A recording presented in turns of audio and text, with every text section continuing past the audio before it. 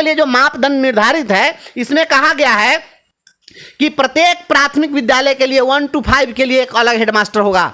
आदरणीय के पाठक जी बता दीजिए, बिहार के उस स्कूल का नाम हमें बता दीजिए जिस स्कूल में आपके पास में प्राइमरी स्कूल में कोई फुल फ्लेज्ड हेडमास्टर हो। आज तक प्राथमिक विद्यालय में 13 वर्षों के बाद भी किसी भी प्राथमिक विद्यालय में प्रधानाध्यापक आपके पास में नहीं है। आप देख रहे हैं फर्स्ट लुक बिहार और मैं रविंद्र कुमार। मेरे साथ हैं प्रारंभिक शिक्षक संघ के प्रदेश अध्यक्ष बंशीधर ब्रजवासी जी, जो शुरू से ही शिक्षकों के लिए लगातार लड़ाई लड़ते आ रहे हैं, संघर्ष करते आ रहे हैं। उनकी एक संघर्ष का गाथा अलग ही है।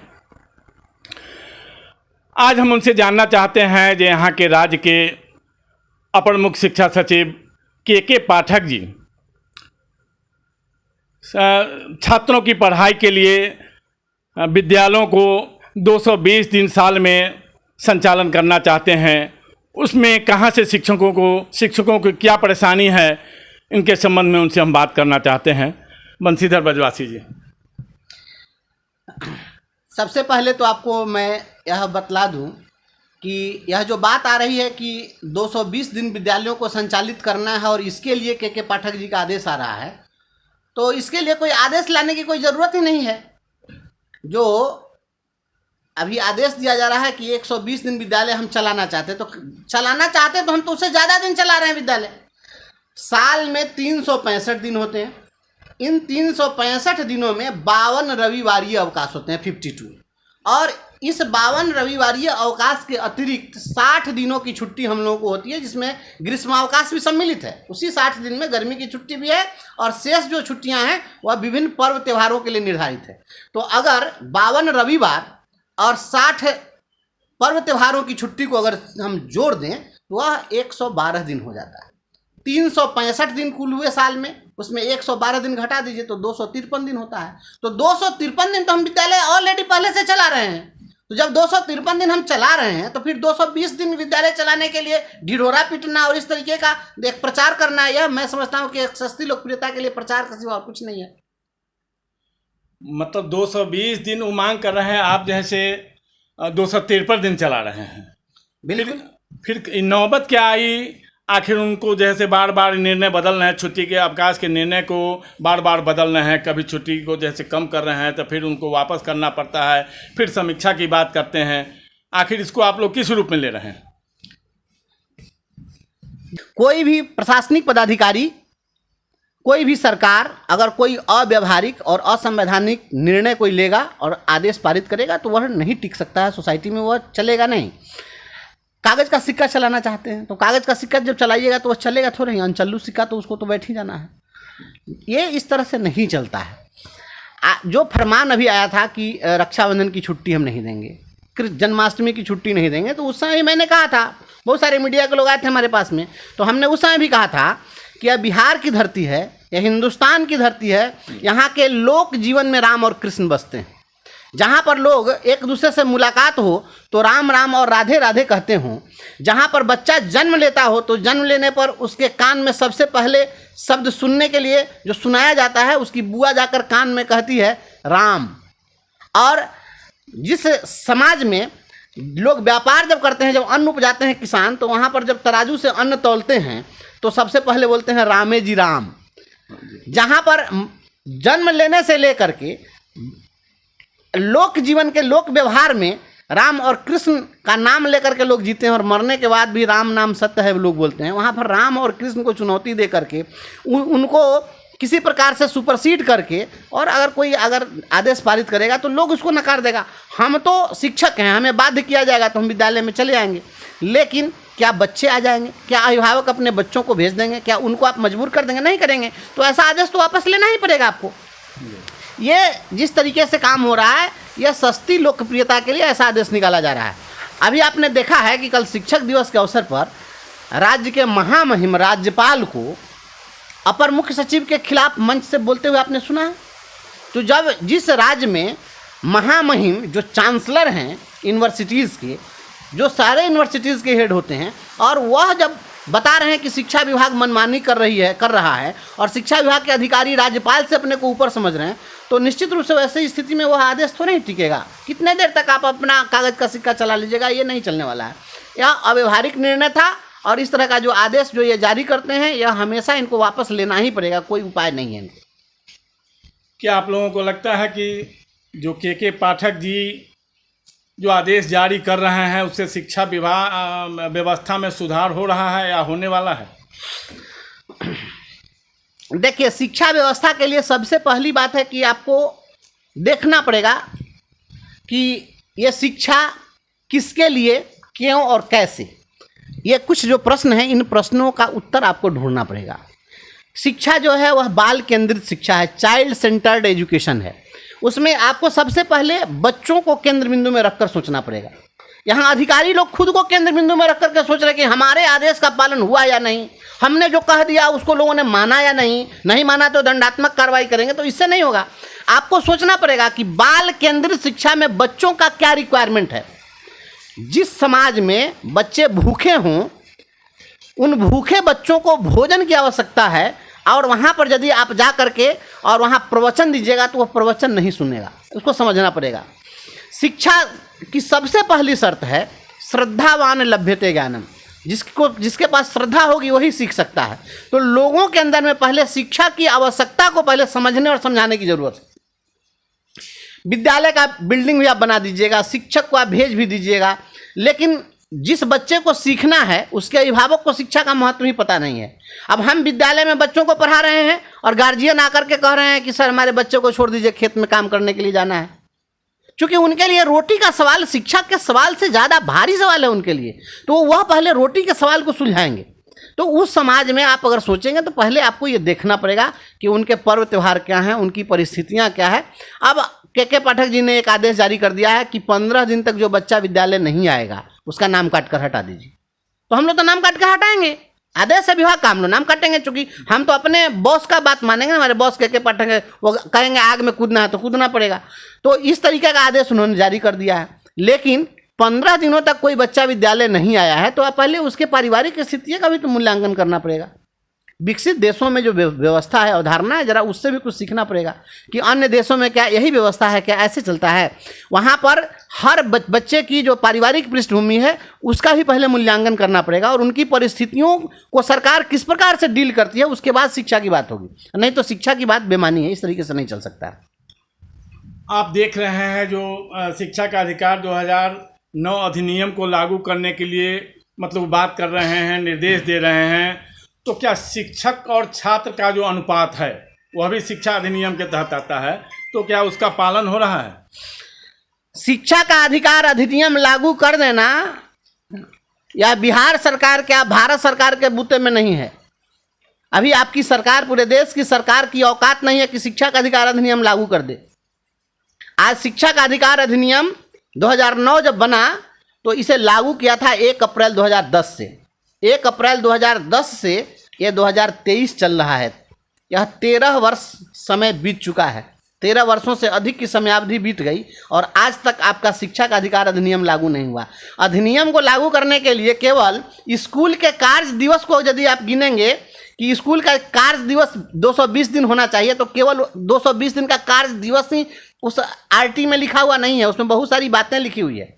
तो केवल और केवल आप 220 दिन गिनते रहिएगा तो उसी से नहीं होगा। शिक्षा का अधिकार अधिनियम क्या कहता है? शिक्षा का अधिकार अधिनियम हर चीज़ को डिफाइन करता है और सभी की जवाबदेहियों का उसमें निर्धारण किया गया है। मैं आपको आपके सामने में शिक्षा का अधिकार अधिनियम मैं दिखा रहा हूँ। ये शिक्षा का अधिकार अधिनियम है। ये मैं इस पर इसका अध्ययन हमने किया है, आप भी इसका अध्ययन करिए। लोगों को भी करना चाहिए, जो लोग इस पर चर्चा करने के लिए आते हैं उनको चर्चा करना चाहिए। इस अधिनियम की जो धारा 19 है, 19 में विद्यालय के लिए मान और मानक निर्धारित किए गए हैं। विद्यालय के लिए मान और मानक जो निर्धारित किया गया है, इसमें लिखा है कि जहां इस अधिनियम के प्रारंभ से पूर्व स्थापित कोई विद्यालय मान और मानकों को पूरा नहीं करता है, वहां वह ऐसे प्रारंभ की तारीख से 3 वर्ष की अवधि के भीतर अपने खर्चे पर ऐसे मान और मानकों को पूरा करने के कदम उठाएगा। और इसमें यह भी लिखा गया है कि जो विद्यालय के लिए जो मान और मानक निर्धारित है जिसको पूरा कोई नहीं करता है, तो उस विद्यालय को की मान्यता को रद्द कर दिया जाएगा। तो यह केवल और केवल निजी विद्यालय के लिए नहीं है, सबसे पहले सरकारी विद्यालयों के लिए भी है। क्या इन 13 वर्षों में, 13 वर्ष से अधिक समय बीत जाने के बाद भी क्या आपने विद्यालय के लिए जो नॉर्म्स आपने निर्धारित किया था, जो इसके लिए आपने जो शेड्यूल बनाए थे, क्या उसको पूरा किया? के पाठक जी से बहुत बड़ा सवाल है, या मैं आपके चैनल के माध्यम से मैं पूछना चाहता हूं आदरणीय के पाठक जी से कि आपने जो बात की है 220 दिनों की, यह कहाँ से बात की है? यह जो आप इसके लिए शेड्यूल निर्धारित है, अनुसूची जो निर्धारित की गई है विद्यालय के लिए मान और मानक, उसकी अनुसूची 19 और 25 के अंतर्गत जो बनाया गया है प्रावधान, उस प्रावधान के आप तीसरे कंडिका में गए हैं। उसमें जो उपकंडिका 3 है उसमें कार्य अवधि निर्धारित है कि विद्यालय के लिए 220 दिन का कार्य संचालन होना चाहिए। तो तीसरे बिंदु पर आप चलेगा और पहले और दूसरे बिंदु को कौन देखेगा? क्या के पाठक जी, आदरणीय के पाठक जी और शिक्षा विभाग के माननीय अधिकारी साहब लोग और माननीय मुख्यमंत्री जी और जो इन लोगों के समर्थक लोग हैं, ऐसे विद्वान लोग, क्या आप हमें बताएंगे कि गिनती जो सिखाई जाती है बच्चों को वह 3 से शुरू होती है, गिनती 1 से शुरू होती है? आप 3 पर तो चलेगा कि 3 में क्या लिखा हुआ है, 220 दिन स्कूल चलाओ, 220 दिन स्कूल चलाओ, 220 दिन स्कूल चलाओ, लेकिन 1 में क्या लिखा है, 2 में क्या लिखा है, ये भी तो बता दीजिए ना लोगों को कि ये भी आरटी का पार्ट है। जब इसमें लिखा है कंडिका 1 में कहा है कि बच्चों का और शिक्षकों का अनुपात क्या होगा, छात्र शिक्षक अनुपात, और यह क्लास 1 to 5 के लिए है। प्राइमरी एजुकेशन को 1 to 5 और 6 to 8 के बीच में डिमार्केशन किया गया है। तो 1 to 5 के लिए जो मापदंड निर्धारित है, इसमें कहा गया है कि प्रत्येक प्राथमिक विद्यालय के लिए 1 to 5 के लिए एक अलग हेडमास्टर होगा। आदरणीय के पाठक जी बता दीजिए, बिहार के उस स्कूल का नाम हमें बता दीजिए जिस स्कूल में आपके पास में प्राइमरी स्कूल में कोई फुल फ्लेज्ड हेडमास्टर हो। आज तक प्राथमिक विद्यालय में 13 वर्षों के बाद भी किसी भी प्राथमिक विद्यालय में प्रधानाध्यापक आपके पास में नहीं है। इस फेल्योरेंस की जवाबदेही कौन लेगा? इस विफलता की जवाबदेही कौन लेगा? और यह हेडमास्टर कौन देगा? प्रोन्नति के लिए शिक्षक लालायित रह गए, लेकिन आप उसको प्रमोशन नहीं देगा। प्रमोशन दिए होते तो वह हेडमास्टर बन जाता। 18 वर्षों से हम लोग काम कर रहे हैं, आप एक अदद प्रोन्नति नहीं दे सके, इस पर भी तो मुंह खोल दीजिए। उन बच्चों को शिक्षक नहीं मिल पाए जहां पर बच्चों के लिए अनुपात निर्धारित किया गया था कि 60 बच्चे जहां तक होंगे 1 to 5 में, वहां 2 शिक्षक होंगे। 61 से 90 होंगे तो 3 शिक्षक होंगे। 91 से लेकर 120 शिक्षक, 120 बच्चे होंगे वहां 4 शिक्षक होंगे। 121 से 200 होंगे तो 5 शिक्षक होंगे। उससे जब अधिक, जब 150 बालक के ऊपर होंगे तो 5 प्लस शिक्षक और 1 प्रधानाध्यापक होंगे। आपने इस क्राइटेरिया को फुलफिल क्यों नहीं किया? इसका जवाब कौन देगा? ये भी आरटी है, मैं ऐसे नहीं बोल रहा हूं, ये आरटी है, बड़ी आरटी आप लोग रट रहे हैं। तो आरटी हमने भी पढ़ा है, आप इस पर चर्चा क्यों नहीं कर रहे हैं? और जवाब देना चाहिए बिहार के रहनुमाओं को, माननीय मुख्यमंत्री, शिक्षा मंत्री और शिक्षा विभाग के एसीएस को और डायरेक्टर को, जितने पदाधिकारी हैं उनको जवाब देना चाहिए कि जब इसमें आप जो अनुसूची बनाए उसका एक कंडिका का ख, उसमें 6ठी से 8वीं के बच्चों के लिए हर विषय के लिए अलग से शिक्षक देना है, विषयवार सब्जेक्ट वाइज टीचर देना है। बिहार का कोई, मैं चुनौती देता हूं आपके चैनल के माध्यम से, कोई एक विद्यालय पूरे बिहार में बता दीजिए। आप जिस दिन बता दीजिएगा ऐसा विद्यालय, उस दिन मैं रिजाइन कर दूंगा। आप हमें बता दीजिए उस विद्यालय का नाम जिसमें हर विषय के लिए अलग अलग शिक्षक हो। कोई ऐसा विद्यालय, मैंने सूचना के अधिकार में मांगा है, सूचना के अधिकार में हमने मांगा है बिहार सरकार से कि हमें उस विद्यालय का नाम बता दीजिए जिस विद्यालय में हर विषय का शिक्षक हो। जब हर विषय का शिक्षक ही नहीं है तो 220 दिन स्कूल चला लीजिए, 365 दिन स्कूल चला लीजिए, 3 साल में 365 कर लिया, 366 दिन स्कूल चला लीजिए, क्या हो जाएगा इससे? जिस स्कूल में संस्कृत का टीचर नहीं है, संस्कृत कौन पढ़ाएगा उसके बच्चों को? जिस विद्यालय में अंग्रेजी का शिक्षक नहीं है, कौन पढ़ाएगा उन बच्चों को? संस्कृत का मास्टर उर्दू पढ़ाएगा, उर्दू का मास्टर फारसी पढ़ाएगा। और आप बात करें शिक्षा का अधिकार अधिनियम की, यह शिक्षा का अधिकार अधिनियम हम भी पढ़े हैं, बताइए बच्चों को क्यों नहीं मिला? उतना ही नहीं, मापदंड आपने निर्धारित किया है, आपने बनाया ये कानून, हमने नहीं बनाया, सरकार बनाई है ये कानून। जब कानून बनाई तो आपने कहा कि हर विद्यालय में हम आपको कला शिक्षा, स्वास्थ्य और शारीरिक शिक्षा और कार्य शिक्षा के अंशकालिक शिक्षक देंगे। आज तक किसी अंशकालिक शिक्षक की व्यवस्था हुई क्या?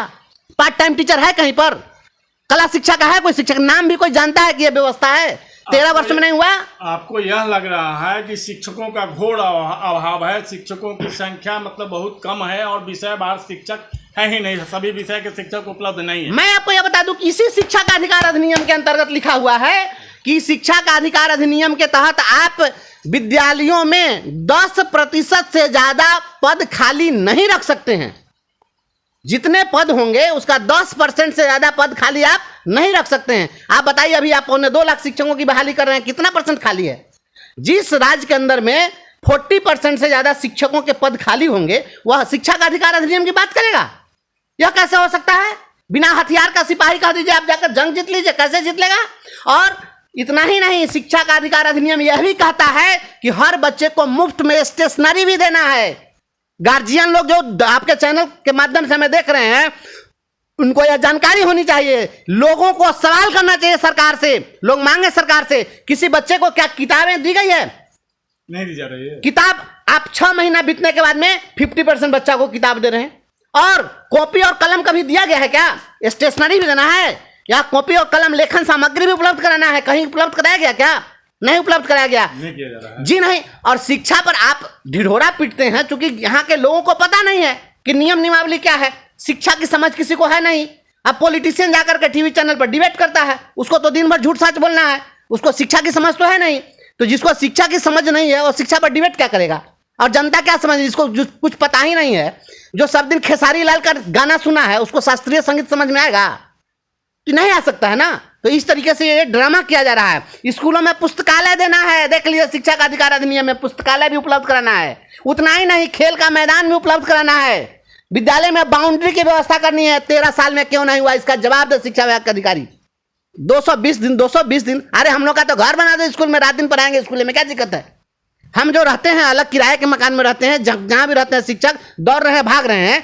आप स्कूलों के, आप वहां सरकमफेरेंस में आप वहां शिक्षकों के लिए आवासीय व्यवस्था कर दीजिए, शिक्षक वहीं रहेगा, 365 दिन अवेलेबल रहेगा।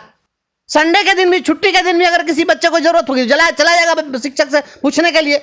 शिक्षक तो वह उदार व्यक्तित्व होता है कि अगर उसका बच्चा, और राह चलते हुए शिक्षक को अगर कोई बच्चा रोक करके कहे कि सर एक सवाल हमसे नहीं बना है, तो मैं समझता हूं शिक्षक को जितनी खुशी होगी उतनी खुशी आप नहीं महसूस कर सकते हैं। लेकिन कोई पूछने वाला हो तब तो, लेकिन कोई पूछने वाला नहीं है।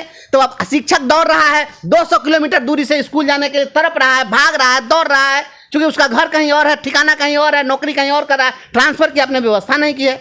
और आप कह रहे हैं कि 220 दिन, 240 दिन करते रहे, 220 दिन। जब 365 दिन में 253 दिन हम विद्यालय चला रहे हैं, तो फिर 220 दिन की बात क्या?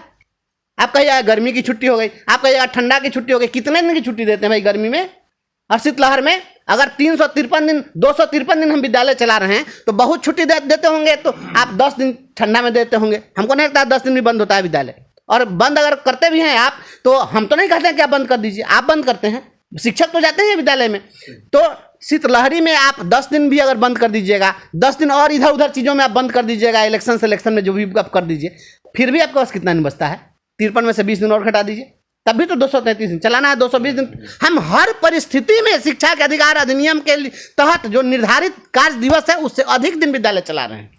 और यह केवल लोगों को बताया जा रहा है कि पढ़ाई नहीं होती है। आप समाज में शिक्षकों को खलनायक साबित करके, शिक्षकों को जलील करके, और आप चाहते हैं कि हम एजुकेशन ले लें, यह पॉसिबल नहीं है।